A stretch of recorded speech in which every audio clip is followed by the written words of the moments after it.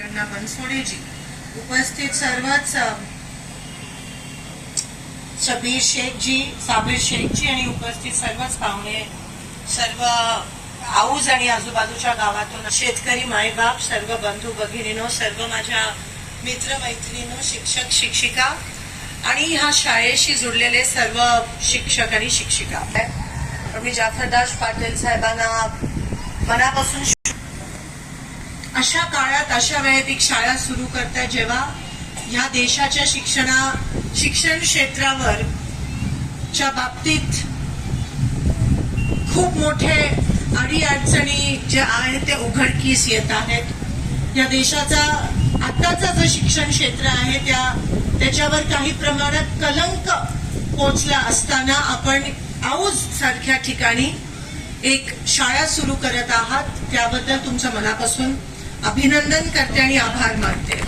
आजच्या शाळेच्या पहिल्या स्लॅब भरणी सोहळ्यामध्ये आपण आम्हाला सगळ्यांना या ऐतिहासिक क्षणामध्ये सहभागी केल्याबद्दल धन्यवाद. कारण का एकीकडे शाळा बंद पडतायत, दुसरीकडे एकीकडे जिल्हा परिषदच्या शाळांचे सिलिंग कोसळत आहेत, एकीकडे जिल्हा परिषदच्या शाळांमध्ये मुलींसाठी स्वच्छतागृह नाहीये, शौचालय नाहीये, एकीकडे पेपर लीक होत आहेत आणि दुसरीकडे जसं म्हणतात की उम्मीद पे दुनिया कायम होतीये, दुसरीकडे तुम्ही आपल्याच गावच्या लोकांना, मुलांना शिक्षणापासून वंचित नाही राहायला पाहिजे म्हणून तुम्ही शाळा सुरू करताय. हा इतिहासाचा क्षण आहे आणि उम्मीद आहे की अजूनही अशी लोक आहेत जे शाळा बांधतायत, जे शिक्षण क्षेत्रामध्ये त्यांचा सिंहाचा वाटा त्या ठिकाणी घेत आहेत. त्याबद्दल आम्हाला सगळ्यांना अभिमान आहे. जयंत आसगावकरजी, या ठिकाणी तुम्ही त्या गोष्टीचा उल्लेख केला की काही दिवसापूर्वी जंतर मंतर मध्ये जेनझीचा प्रोटेस्ट झाला, आंदोलन झालं आणि त्या जेनझी, त्या युवकांनीच आपल्याला दाखवून दिला की या देशाची लोकशाही अजून जिवंत आहे. कुठेतरी आपल्या देशाची जी वाटचाल आहे ती हुकुमशाहीकडे चाललेली का काय, असं सगळ्यांच्या मनात एक शंका येत होती. जे गांधींचे, जे शाहू फुले आंबेडकर, जे शिवाजी महाराजांच्या विचाराचे आहेत, त्यांच्या मनात शंका पडलेली की आपला देश हुकुमशाहीकडे चाललाय का काय. तेव्हा तुमच्यासारख्या युवकाने, अनेक युवतींनी कुठेतरी तो विश्वास परत आपल्या मनात आणला की नाही, लोकशाही अजून जिवंत आहे. सर्वश्रेष्ठ पदावर पण जरी असला तरी तुम्हाला लोकशाहीच्या समोर झुकावंच लागतं आणि म्हणून या देशाचे शिक्षण मंत्र्यांचा त्या ठिकाणी राजीनामा जेन झीमुळे त्या ठिकाणी त्यांना द्यावा लागला. त्यांचा आवाज संसदेमध्ये घेण्यात आमचे नेते आदरणीय राहुलजी गांधी आणि काँग्रेस पक्षाचा मला या ठिकाणी उल्लेख करावासा वाटतो.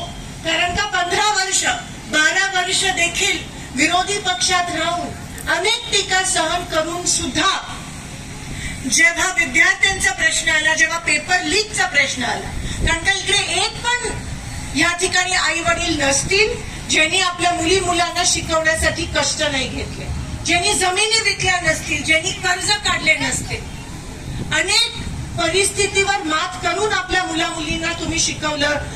ज्वलंत उदाहरण जाफरदास पटेलच आहे. त्यांचा मुलगा एक सर्वसामान्य शेतकरी कुटुंबाचा, अल्पसंख्याक, खास करून मी या ठिकाणी उल्लेख करते, अल्पसंख्याक एका कुटुंबातला मुलगा हा हैदराबादचा DIG होतो. ही किती अभिमानाची गोष्ट. आणि यामागे जाफरदास पटेलजी आणि त्यांच्या पत्नी म्हणजे सन्मानजींच्या आईंचा सिंहाचा वाटा आहे. एवढे कष्ट केले तुम्ही, अनेक जण जमिनी विकता, शेती विकता, कर्ज घेता आणि मुलांना शिक्षण देता आणि कुठेतरी श्रीमंत पैसेवाले लोक किंवा उद्योजक जे लोक आहेत ते कुठेतरी पेपर विकत घेतात आणि पेपर लीक होतात. नीटचा पेपर 40 ला, MPSCचा पेपर 10 ला, CETचा पेपर 20 ला. मेन्यू कार्ड आहे, मेन्यू कार्ड जसं हॉटेलमध्ये असतं तसं मेन्यू कार्ड आहे. आणि मग तो गोरगरीब शेतकऱ्याचा मुलगा वैतागून आत्महत्या करतो. अशा 23 मुलांच्या ह्या भ्रष्ट सरकारच्या कारभारामुळे 23 मुलांचा ह्या वर्षी आपल्या देशात बळी गेला. त्यांना आत्महत्या करावी लागली आणि त्यांचा आवाज काँग्रेस पक्षाने राहुल गांधींच्या नेतृत्वामध्ये संसदेमध्ये नेला की ह्या लोकांनी आत्महत्या केली. जेनझी तुमच्यासारखी युवक आणि युवती जेव्हा जंतर मंतर मध्ये शांततेत आंदोलन करत होते तरी त्यांच्यावर लाठीचार्ज करण्यात आला. ह्याचा निषेध झाला. ह्याचा निषेध मी ह्या व्यासपीठावर पण करते.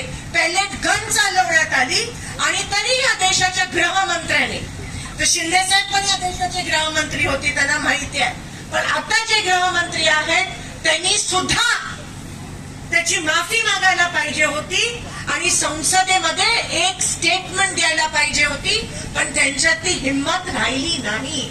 ना या देशाच्या पंतप्रधानात हिंमत आहे की ते जेनझी किंवा युवकांसमोर येऊन माफी मागू शकतात. आणि ह्याला म्हणतात हुकुमशाही आणि ह्याला म्हणतात तानाशाही, पण ह्याला पण म्हणतात लोकशाहीची ताकद. कारण का लोकशाही लागलं, आता सगळे घाबरून पडले. आणि मी हे का म्हणते या व्यासपीठावर, कारण का शिक्षणासाठी, या देशाच्या युवकांच्या शिक्षणासाठी काँग्रेस पक्ष लढत आहोत, आम्ही लढतोय. जर असं कुठेही कोणतीही जिल्हा परिषदची शाळा असेल ज्याचं सिलिंग कोसळत असेल, ज्याच्या भिंती कोसळत असतील, जिकडे मुलींसाठी साधं स्वच्छतागृह नसेल, तर तुम्ही एकटे नाही आहात, आम्ही तुमच्या सोबत आहोत. पूर्ण सोलापूर जिल्ह्यात जे कोणी आज इकडे उपस्थित आहेत, जे गांधींच्या, शाहू फुले आंबेडकरांच्या, जे संविधानात विश्वास ठेवतात, जे लोकशाही